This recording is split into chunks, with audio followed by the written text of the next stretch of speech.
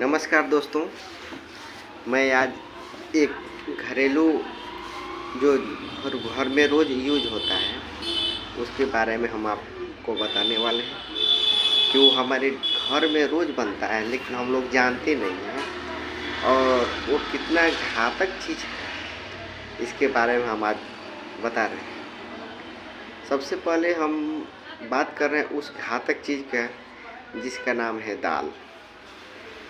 दाल जो है बहुत ही अच्छी हमारे शरीर के लिए है, लेकिन उसमें जो झाग जो बनता है, दाल जो डालते हैं और दाल जब ऊपर नीचे होके खौलता है, उसमें से झाग निकलता है।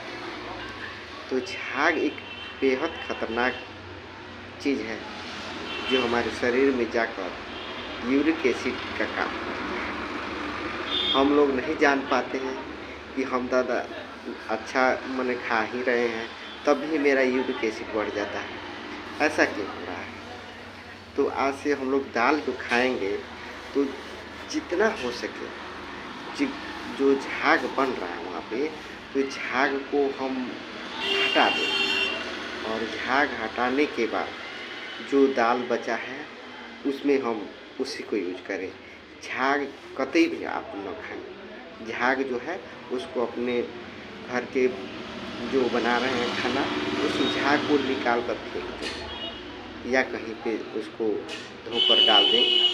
इससे क्या होता है, हमारे शरीर में यूरिक एसिड बढ़ेगा ही नहीं। और जो जब भी हम यूरिक एसिड की बात करते हैं, तो हम लोग कहते हैं कि अच्छा ये तो बहुत खतरनाक बीमारी है, ठीक तो होता ही नहीं है। बड़े से बड़े डॉक्टर भी हार जाते हैं इससे और कहते हैं कि आप ये दवा खाते रहिएगा और आप चलते रहिएगा, ये खाइएगा तो ठीक हो जाएगा, ये खाइएगा तो ठीक हो जाएगा। ऐसी दवा है, जैसे बीपी की दवा है, खाते खाते हम लोग ज़िंदगी भर खाते रह जाते हैं।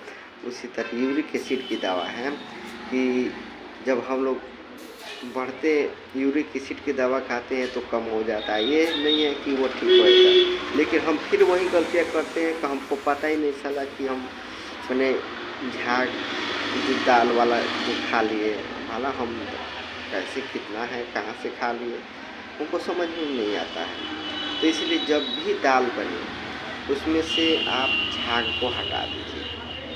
जितना हो सके आप उसको झाग को अलग निकलवा कर देते उसको। और कुकर में जो दाल बनता है, तो लोग क्या करते हैं, कुकर में दाल बनाते हैं, एक बार में उसको कहते हैं कि थोड़ा सा तेल डालो, फफाएगा नहीं।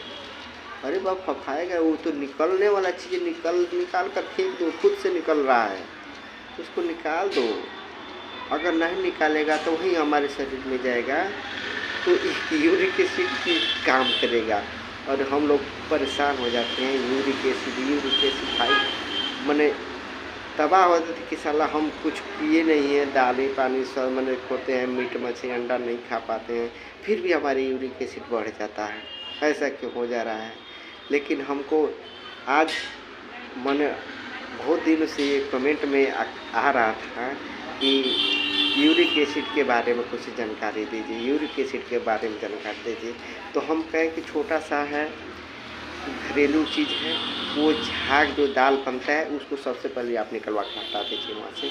आप जितना दाल हो सके उतना खाइए और सबको स्वस्थ रखिए। दाल एक बेहतरीन चीज़ है, हमारे शरीर में प्रोटीन की मात्रा संतुलित बनाए रखती है, जिससे हमारे शरीर में समझिए कि प्रोटीन एक अच्छी